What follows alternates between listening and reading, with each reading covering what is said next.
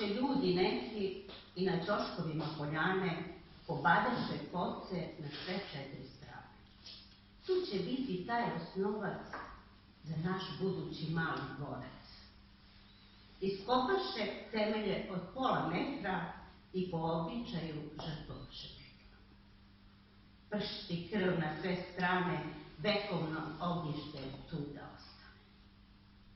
Dok se tako temelj gradi, razmišlja koju voćku da stavi. Kupih trešnju, krupnu i sočnu, posadih je na levu stranu bočnu. Rasla je trešnja, rasla su deca, nju se kleli kao u sveca. Na njoj se svakoga dana ljuljala 2 mališana. Dođoše neka zla vremena, kuća na pola završena, moje su pleće još nejaka, a uz granu i 2 mala đaka.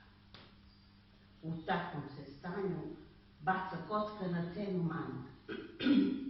Razglasi na sva zvona, na prodaju kuća sa 2 plafona. Dođe jedan da se bajko stavi i svojim se imovinom početa hvali.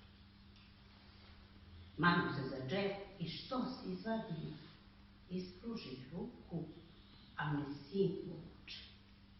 Mama, da li si ti od juče? Jel neću više smeti na našu trešnju se pokriti? Kako smetu tako suma, našu trešnju, našeg sveta, za tebe prokunu moja deca.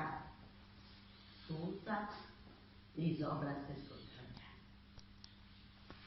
Tu se ja strgnem, oprostite, pogodbu želim da opovrgnem. Osta naš dvorac, naša trešnja, osvajaše se tu vrhovi Monteveresta, uz četvrtku pisa, kakve sam pila, rasim se plodom slavstva.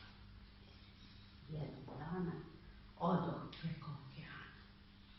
Odmore sjajne provodim ispod prošle bajne.